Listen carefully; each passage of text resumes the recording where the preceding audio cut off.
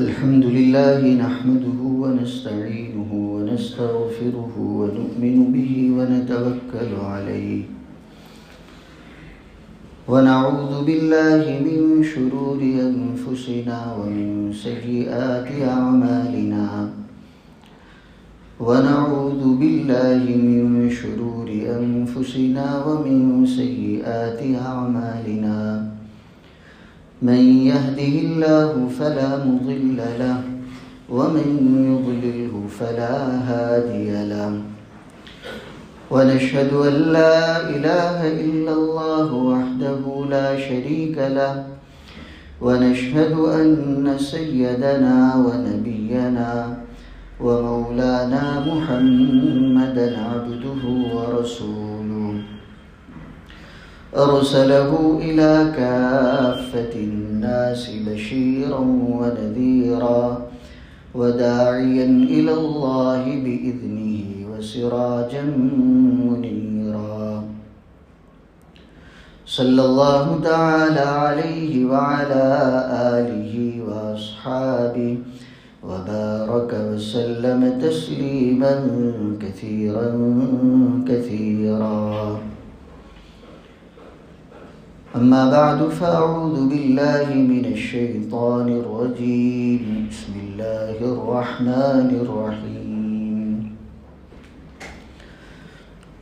وما من دابة في الأرض إلا على الله رزقها ويعلم مستقرها ومستودعها كل في كتاب مبين وعن عبد الله بن عمرو بن العاص رضي الله تعالى عنهما قال قال رسول الله صلى الله تعالى عليه وسلم قد أفلح من أسلم ورزق كفافا وقنعه الله بما آتاه وقال النبي صلى الله تعالى عليه وسلم إن لكل أمة فتنة وفتنة أمتي المال أو كما قال عليه الصلاة والسلام صدق الله العظيم وصدق رسوله النبي الكريم ونحن على ذلك من الشاهدين والشاكرين والحمد لله رب العالمين.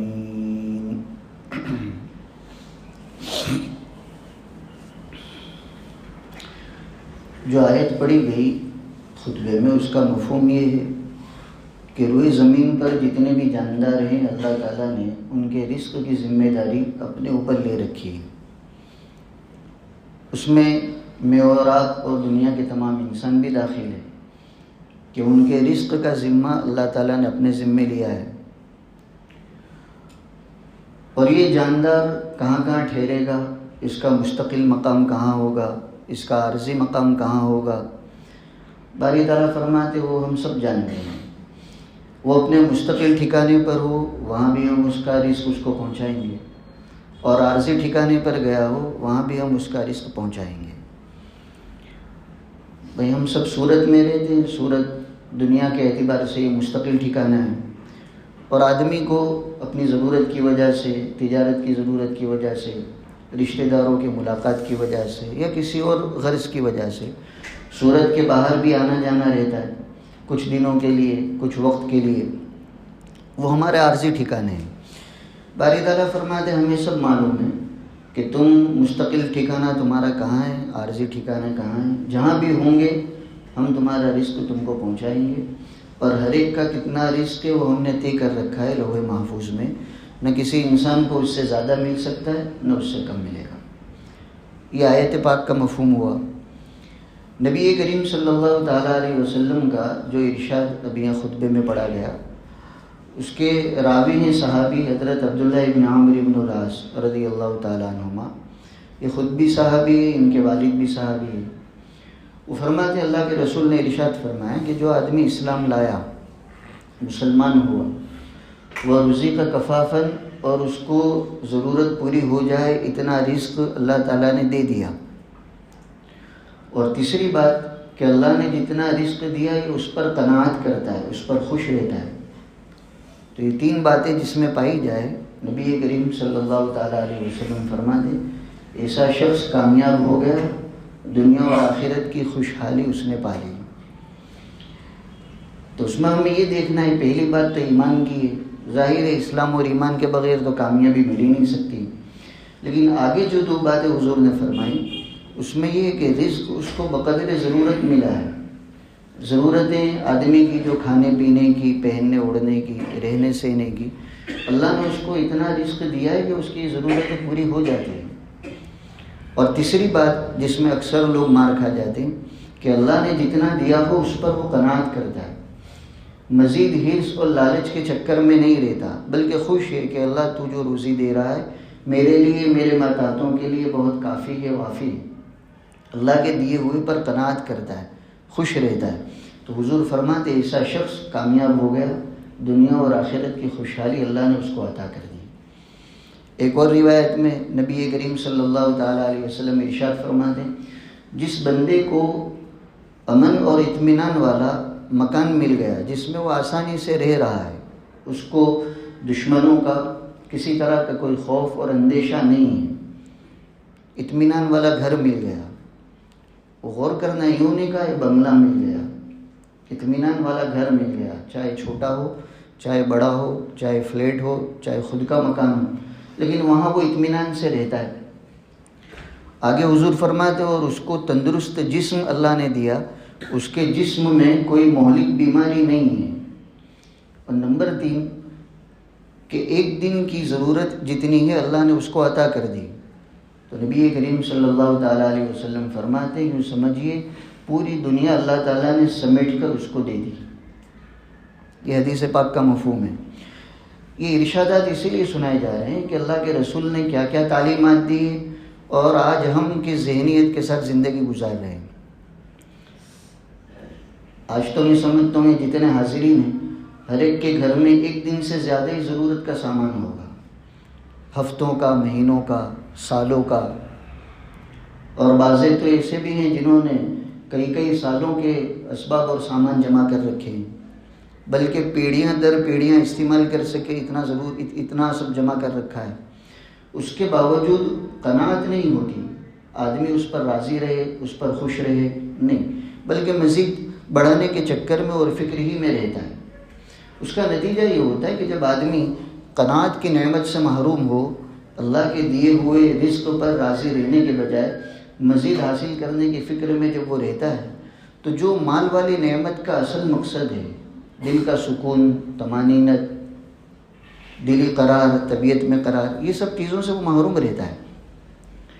اسی لیے ایک اور روایت میں اللہ کے رسول ارشاد فرماتے کہ مالداری مال اور اسباب کے بڑھانے کا نام نہیں ہے کہ آپ کے مال اور اسباب، مال ملکت، پراپرٹیاں بہت بڑھ گئی، دنیا والے تو اسی کو مالدار قرار دے دیں، لیکن اللہ کے رسول فرماتے اصل مالداری یہ نہیں ہے، وَلَكِنَّ الْغِنَى غِنَى النَّفْسِ، اصل مالداری یہ کہ آدمی کا دل بے نیاز ہو جائے، اور بے نیازی کا مطلب یہ کہ اس کو اللہ نے جتنا دیا اس پر راضی ہے۔ اب اگر مزید مقدر میں ہوگا، آسانی سے ملے گا تو ٹھیک ہے، ورنہ میں اس کی فکر اور اس کے چکر میں نہیں پڑوں گا۔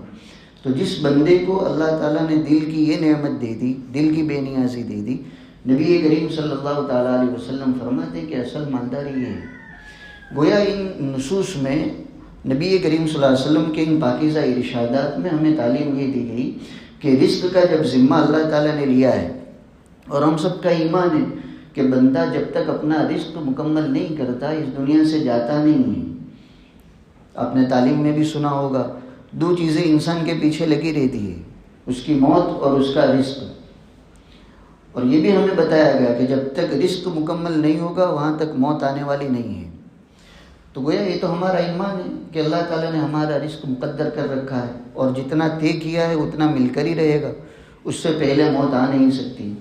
ہمیں اللہ کے رسول نے ساتھ میں یہ تعلیم دی کہ تمہارے مقدر میں کتنا ہے یہ تو کوئی نہیں جانتا، لیکن اللہ جو دے رہا ہے اور اتنا مل رہا ہے کہ تمہاری ضرورتیں پوری ہو رہی ہے، تو اس پر راضی رہو، اس پر قناعت کرو، مزید حرص و لالچ کے چکر میں مت پڑو، ورنہ یہ مال ایسا ہے کہ آدمی کو چین اور سکون سے بیٹھنے نہیں دے گا۔ آپ کسی کو بھی پوچھ لو، غریب ہوگا وہ بھی مال کی وجہ سے پریشان، وہ اس کی غربت کی وجہ سے پریشان، اور مالدار ہوگا مال ہونے کے باوجود اس غریب سے زیادہ پریشان، اس لیے کہ غریب نے اپنی جو ضرورتیں رکھی ہے، مالدار نے اپنی ضرورتوں کو اس سے بہت زیادہ بڑھا رکھا ہے۔ آپ تجربہ کر لینا، کسی غریب کو پوچھو کہ بھئی تیری کیا آرزو ہے، تو ہو سکتا ہے وہ 2 4 5 تمنائیں بتائے گا کہ بس میرا اتنا کام ہو جائے، لیکن مالدار سے ملیں گے تو وہ کہے گا ابھی تو بہت کچھ باقی ہے، ابھی میرے جو منصوبے ہیں، میرے جو پلاننگ ہے، ابھی تو اس میں بہت کچھ باقی ہے۔ یہی حال ہے تقریباً بندوں کا، صبح سے لے کر شام تک، اٹھنے سے لے کر رات سونے تک، یہی دنیا کے جھمیلوں میں آدمی الجھا ہوا رہتا ہے۔ حالانکہ اللہ تعالیٰ نے اس کو اتنی روزی دے رکھی ہے کہ اگر قناعت سے کام لے تو اس کو، اس کے ماتحتوں کو، بلکہ اس کی پیڑھیوں کو بھی کافی ہو جائے، لیکن مزید حرص و لالچ کے چکر میں وہ اللہ تعالیٰ کی موجودہ نعمتوں کو بھی بھلا بیٹھتا ہے، ان پر شکر تو کہاں ادا کرتا، ناشکری میں مبتلا ہے، اور آئندہ مزید بڑھانے کی فکر میں ابھی سے اپنے آپ کو پریشان کیے ہوئے، کیونکہ ایسا آدمی الجھنوں میں ہی رہے گا کہ یہ بھی ہو جائے وہ بھی ہو جائے۔ تو اللہ کے رسول نے ہمیں بہت اہم تعلیم دی ہے کہ دنیا کی زندگی چین اور سکون سے گزارنا چاہتے ہو تو اس کا بہت بڑا ذریعہ یہ ہے کہ اپنے مقدر کے رزق پر راضی رہو، مزید حرص و لالچ کے چکر میں مت پڑو۔ ایک اور موقع پر نبی کریم صلی اللہ تعالیٰ علیہ وسلم نے فرمایا، بخاری شریف میں ہے روایت، آپ نے ہمیں اس دنیا کی زندگی بھی چین اور سکون سے کیسے گزاری جائے اس کی تعلیمات دی ہے۔ جیسے حضور کی تعلیمات پر عمل کرنے سے ہماری آخرت سنورے گی، ہمیشہ ہمیشہ کی زندگی بنے گی، ایسے یہ دنیا کی جو مختصر سی زندگی ہے، آدمی چین سکون سے، عافیت سے کیسے گزارے، اللہ کے رسول نے اس سلسلے میں بھی ہماری رہبری کی ہے، تعلیمات بیان کی ہے۔ یہ اور بات ہے کہ ہم اس کو جانتے نہیں، یا جانتے ہیں تو اس کو عملی جامہ نہیں پہناتے، باقی اللہ کے رسول نے پوری رہبری فرمائی ہے۔ تو بخاری شریف میں روایت ہے، نبی کریم صلی اللہ تعالیٰ علیہ وسلم فرماتے ہیں کہ لوگوں، اپنے دنیا کے معاملے میں اپنے ماتحتوں کو، اپنوں سے کم درجے کے لوگوں کو دیکھو، اور اپنے دین کے معاملے میں اپنے سے جو اوپر کے درجے کے لوگ ہیں ان کو دیکھو۔ بخاری میں جو روایت اس کا مفہوم یہی ہے۔ حضرت عبداللہ ابن مبارک جو جلیل القدر اسلاف میں سے، اہل اللہ میں سے گزرے ہیں، اللہ نے ان کو جس طرح علم، دین، تقوی، پرہیزگاری یہ نعمتیں دی تھی، ایسے ہی اللہ تعالیٰ نے آپ کو دنیاوی اعتبار سے بھی بہت نوازا تھا۔ زمینوں کے، باغات کے مالک تھے۔ وہ خود اپنا حال بیان کرتے کہ پہلے میری رہائش مالداروں کے علاقے میں تھی، حالانکہ خود بھی مالدار، تو مالداروں کے علاقے میں جب میری رہائش تھی تو اکثر و بیشتر میرا جو وقت ہے وہ غم میں، حزن میں، ملال میں گزرا کرتا تھا، اس لیے کہ آدمی جتنا بھی اچھا مکان بنائے گا اس کو کسی اور کے مکان میں کوئی نہ کوئی خوبی ایسی نظر آئے گی جو اس کے مکان میں نہیں ہوگی، تو اس کا دل اب اڑتا ہے کہ اس کا مکان تو میرے مکان سے اچھا ہے، اس کی سواری میری سواری سے اچھی ہے، اس کے کپڑے میرے کپڑے سے اچھے ہیں، اور بھی جو دنیا کی نعمتیں ہیں۔ تو کہا ایک مدت تک، جب تک میں وہ مالداروں کے علاقے میں رہا، اللہ کی دی ہوئی نعمتوں کے باوجود جو سکون اور قرار ہونا چاہیے اس کے بجائے میں غم میں، پریشانی میں مبتلا رہتا تھا۔ وجہ یہ تھی کہ نظر اپنے سے اوپر والوں پر تھی، دنیاوی اعتبار سے۔ کہا میں نے پھر ایک مدت کے بعد اپنی رہائش بدل دی اور ایسے علاقے میں رہنے لگا جو میرے مقابلے میں کم درجے کے تھے، یعنی جن کو اللہ تعالیٰ کی طرف سے مال کی دولت اتنی نہیں ملی تھی جتنی مجھے مل رہی تھی۔ کہ جب وہاں میں رہنے لگا تو اب میری نظر جن مکانوں پر پڑتی تھی تو میں اللہ کا شکر ادا کرتا تھا، اے اللہ تو نے مجھے ان سے اچھا مکان دیا، اے اللہ تو نے مجھے ان سے اچھے کپڑے عطا کیے، اے اللہ تو نے مجھے ان سے اچھی سواری عطا کی۔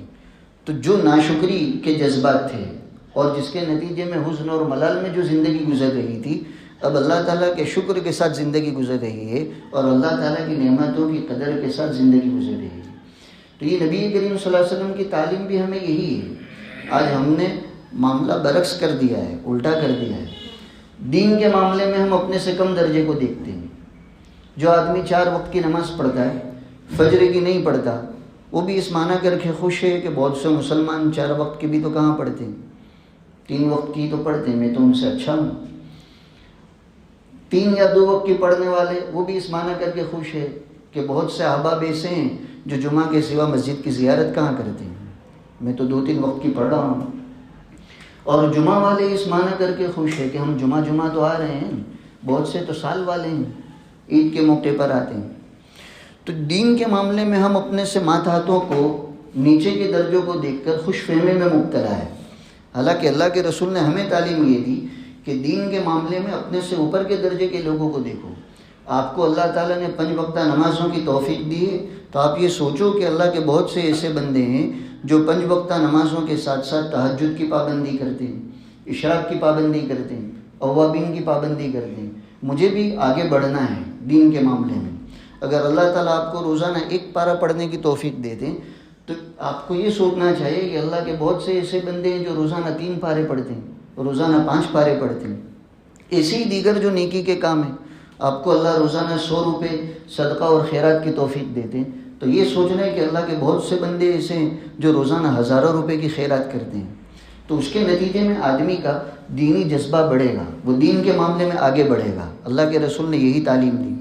اور دنیا کے معاملے میں جیسا بھی کہا کہ حضور نے تو تعلیم یہ دی تھی اپنوں سے جو کم درجے کے لوگ ہیں ان کو دیکھو، اور ہم نے بدل دیا، ہم اپنے سے اوپر کے درجے کے لوگوں کو دیکھتے ہیں.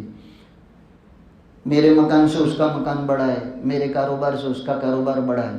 تو اس کے نتیجے میں 2 نقصان ہوتے ہیں. ایک تو یہ کہ اللہ کی جو ابھی نعمت ہے، بھئی چاہے آپ کا مکان چھوٹا ہے لیکن آپ کو اللہ نے مکان دیا ہے، مکان والی نعمت دی. چاہے آپ کا کاروبار چھوٹا ہے لیکن اللہ نے کاروبار حلال روزی کی شکل میں نعمت دی، تو اس کا شکر ادا کرنے کے بجائے انسان ناشکری میں مبتلا رہتا ہے. اور دوسرا نقصان یہ ہے کہ اس نعمت سے جو چین، سکون، سرور حاصل ہونا چاہیے، اس کے بجائے آدمی غم میں، پریشانی میں مبتلا رہتا ہے. تو ان نصوص اور نبی کریم صلی اللہ علیہ وسلم کی ان احادیث سے جو آج ہمیں اہم سبق مل رہا ہے وہ یہ کہ روزی اللہ تعالیٰ ہر ایک کو دے رہا ہے، کسی کو کم، کسی کو زیادہ، کسی کو اور زیادہ. جس کو جتنی مقدر اللہ تعالیٰ نے لکھی ہے اتنی روزی مل رہی ہے. میرا اور آپ کا کام یہ ہے کہ اللہ کے اس دیے ہوئے رزق پر ہم راضی رہیں، حرص و لالچ میں مبتلا نہ ہو. ورنہ یہ حرص و لالچ بہت سے ہمارے دینی نقصانات بھی کرواتی ہیں. جس بندے پر حرص و لالچ مال کا سوار ہو جائے، ایسے اکثر بندے حلال اور حرام کا اہتمام بھی نہیں کرتے، چونکہ ان کے مطمع نظر تو ایک ہی بات ہے، مال حاصل کرو، مال کو بڑھاؤ. تو پھر وہ شریعت کے احکام کا بھی لحاظ نہیں رکھتے کہ میرا یہ کمانا صحیح بن رہا ہے، میرا یہ کمانا غلط بن رہا ہے. تو دینی نقصان بھی ہو رہا ہے اور دنیاوی نقصان یہ کہ یہ حرص و لالچ اس بندے کو چین سے بیٹھنے نہیں دے گی، ہمیشہ الجھنوں میں، پریشانیوں میں رہے گا. جتنے اللہ کی طرف سے نعمتیں بڑھے گی، شکر ادا کرنے کے بجائے اس کی الجھنیں بڑھتی رہے گی، میں یہ بھی کر لوں، میں وہ بھی کر لوں. شیخ سعدی رحمۃ اللہ علیہ، جن کی کتابیں ہمارے یہاں مدرسے میں مشہور ہے، گلستان بہت مشہور ہے، انہوں نے اس میں ایک مستقل باب قائم کیا ہے قناعت کا. اور چونکہ اللہ تعالیٰ نے آپ کو بڑی حکمتوں سے نوازا تھا، تو وہ حکایتیں بیان کر کے بہت عمدہ نصیحتیں بیان کر جاتے ہیں. تو ایک حکایت انہیں کے حوالے سے بیان کر کے جو سبق ہم کو ملتا ہے وہ ذکر کر کے بات ختم کرنی ہے. شیخ فرماتے کہ میرا ایک گزر ایک علاقے میں ہوا، انہی کے علاقے میں، ایران کے علاقے کے تھے. وہاں ایک بوڑھے تاجر سے ملاقات ہوئی. یہ قصہ آپ دیکھیں گے آج کل بہت سے لوگوں پر منطبق بھی ہوتا ہے. کہ ایک بوڑھے تاجر سے میری ملاقات ہوئی. اس نے کہا سعدی آؤ کچھ باتیں کریں. کہا میرے لیے تو وہ اجنبی علاقہ تھا، مسافر تھا. وہ اپنے گھر لے گیا. اب رات میں اس نے اپنی داستان سنانا شروع کی کہ دیکھو یہ زمین کا دستاویز ہے، یہ پراپرٹی بھی میری ہے، فلاں محلے میں بھی ایک پراپرٹی خرید لی ہے، فلاں حصے میں میرا ایک تجارتی کام چل رہا ہے. وہ ایک کے بعد ایک گنواتے ہی جا رہا ہے. 50 نوکر چاکر میرے یہاں ہیں، اتنے لوگ میرے یہاں وہ نوکری چاکری کرتے ہیں. یہ سب ذکر کرنے کے بعد کہتا ہے کہ سعدی اب ایک سفر صرف میرا باقی رہ گیا ہے، ایک سفر کرنے کی امید ہے. اگر وہ سفر ہو جائے تو بس اس کے بعد میں ایک دکان پر بیٹھ جاؤں گا. اب اس کا سفر سنو، بوڑھا ہے وہ تاجر اور ہزاروں لاکھوں کا مالک ہے. تو شیخ سعدی نے کہا وہ کون سا سفر ہے بھائی جس کی تجھے ابھی اس عمر میں بھی آرزو باقی ہے، بڑھاپے میں بھی؟ تو کہا وہ جو تجارتی سفر اخیری میں کرنا چاہتا ہوں وہ یہ کہ ہمارے یہاں ایران میں یہ گندھک بہت مشہور ہے. گندھک زمین سے نکلنے والا ایک مادہ ہے جس کو سلفر بولتے ہیں کا، یہ بہت مشہور ہے. یہ ایک مقدار میں لے جا کر میں چین جانا چاہتا ہوں، چونکہ سنا چین میں اس کی بڑی قیمت ہے. اچھے نفع سے بیچوں گا وہاں چین میں جا کر گندھک بیچوں گا، اور چین کے چونکہ برتنوں کی بڑی قدر ہے وہ وہاں سے خریدوں گا اور اس کو لے کر روم آؤں گا، اور روم میں چینی برتنوں کی بڑی قدر ہے، اچھے نفع پر فروخت کروں گا. پھر روم کے کپڑے لوں گا اور روم کے کپڑے لے کر ہندوستان آؤں گا. یہ اس زمانے کے سفر کی باتیں کر رہے ہیں جب ہوائی جہاز بھی نہیں تھے. کتنی مدت درکار ہوگی، کتنی مشقتیں سفر کی برداشت کرنی ہوگی ہم سوچ سکتے ہیں، لیکن یہ ابھی بھی اس کی آرزو ہے. اتنی سب جائیداد کا، مال دولت کا مالک ہونے کے باوجود اس کو زندگی میں آخری سفر یہ کرنا ہے کہ پھر ہندوستان آ کر وہاں روم کے کپڑوں کو بیچوں گا چونکہ یہاں اس کی بڑی قدر ہے، اور ہندوستان کا فولاد لے کر پھر جاؤں گا حلب میں، کیونکہ فولاد یعنی لوہا، ہندوستان کے لوہے کی وہاں بڑی قدر ہے، خوب نفع سے اس کو فروخت کروں گا. اور حلب کے شیشے بہت مشہور ہیں تو وہ لے کر یمن جاؤں گا، کیونکہ یمن میں وہاں کے شیشوں کی بڑی قدر ہے. اچھا خاصا جب نفع ہوگا تو یمن کی چادریں لے کر پھر یہاں ایران میں آؤں گا، چونکہ یمن کی چادروں کی یہاں بڑی قدر ہے. اور یہ سفر اب میرا پورا ہوا، اس کے بعد ایک دکان پر بیٹھ جاؤں گا. بندے خود آخر میں بھی یوں نہیں کہتا کہ مسجد میں بیٹھ جاؤں گا، ایک دکان پر بیٹھ جاؤں گا. یہ پوری تفصیل اس نے سنائی. اب شیخ سعدی جو اللہ کے نیک بندے، وہ تو اس کی داستان سن کر ہی آدھے ہوش و حواس تو یوں گم ہو گئے کہ یہ بوڑھے آدمی کو اللہ نے اتنا سب دے رکھا ہے، قناعت کا تو نام و نشان نہیں، اور ابھی اخیر عمر میں بھی جو سفر کی وہ داستان سنا رہا ہے، پتہ نہیں اس کی اتنی عمر ہے بھی نہیں، لیکن یہ تو اسی جذبے میں ہے کہ یہ سفر کرنا ہے. اب کافی تفصیل جب کر چکا تو اس نے کہا سعدی تم بھی تو کچھ سناؤ. میری ہی سنتے رہے. کہا تو خاموشی کہاں ہوتا ہے کہ میں اپنی سناؤں. کہا اچھا اب سنا دو. تو شیخ سعدی رحمۃ اللہ علیہ نے اس کو اپنا جو درد حال بیان کیا وہ 2 شعروں میں بیان کیا ہے، اور اسی میں وہ اصل نصیحت کر جاتے ہیں، اور وہی حکایت کا لب لباب ہوتا ہے. آشنی دستی کے در صحرائے غور، بار سالارے بیفتد سطور، گفت چشم تنگ دنیا دار را، یا قناعت پرکنت یا خاک گور. جس کا مطلب یہ ہوتا ہے کہ تو مجھ سے پوچھتا ہے کہ میں کچھ سناؤں. تو نے سنا ہوگا گزشتہ سال صحرائے غور میں، غور وہاں کا ایک علاقہ ہے جہاں کا وہ ریگستان صحرا بہت بڑا ہے. کہا تو نے سنا ہوگا کہ گزشتہ سال یہاں صحرائے غور میں ایک تاجر بہت سارا سامان لے کر گزر رہا تھا، اور اسی صحرا میں اچانک اس کی موت واقع ہو گئی. اس کی سواریاں جو سامان سے لدی ہوئی تھی، اونٹ، وہ سب کے سب ویسے ہی رہ گئے، اور اس کی لاش وہاں پڑی ہوئی تھی. وہ بھی اسی طرح تھا، تجارت کرنے والا، سامان سے لدے ہوئے اونٹوں کو لے کر گزر رہا تھا، اور اتنا سب مال سامان ہونے کے باوجود وہ اپنے گھر پر بیٹھا نہیں، سفر کر رہا ہے، اور اسی سفر میں اس کی موت ہوئی. تو سعدی کہتے میں تو یہی کہوں گا، دنیا دار کی تنگ نگاہ کو کوئی چیز نہیں بھر سکتی سوائے 2 کے، یا تو یہ کہ اللہ اس کو قناعت کی دولت دے دے، یا پھر یہ کہ وہ قبر میں پہنچے گا تو قبر کی مٹی ہی اس کا پیٹ بھرے گی. بہرحال تو یہ اللہ تعالیٰ نے آج مجھے اور آپ کو بھی یہ موقع دیا ہے. قناعت کی نعمت ضرور حاصل کرنے کی کوشش کرنی ہے، اللہ تعالیٰ سے مانگنا ہے، اور حضور کی ان تعلیمات پر عمل کرنا ہے. آج الحمدللہ کوئی بھوکا نہیں رہتا، اللہ تعالیٰ سب کی ضرورتیں پوری کر رہا ہے. لیکن یہ لوگ جو ٹینشنوں میں، پریشانیوں میں، ڈپریشنوں میں، جو اکثر لوگ جو اس میں مبتلا ہے، وہ آئندہ کی فکر میں، آئندہ کے چکروں میں، ورنہ حقیقت میں کوئی الجھن کی بات نہیں. آئندہ ہمارا کیا ہوگا، ہمارے بچوں کا کیا ہوگا، ہماری نسلوں کا کیا ہوگا. تو قناعت کو چھوڑ کر آدمی جب آئندہ کی حرص میں مبتلا ہوتا ہے تو وہ اپنے آپ کو پریشانیوں میں ڈالتا ہے. اللہ تعالی ہم سب کو قناعت کی نعمت سے نواز دے، اور نبی کریم صلی اللہ علیہ وسلم کی ان تعلیمات پر عمل کرنے کی توفیق عطا فرمائے. وآخر دعوانا الحمدللہ رب العالمین.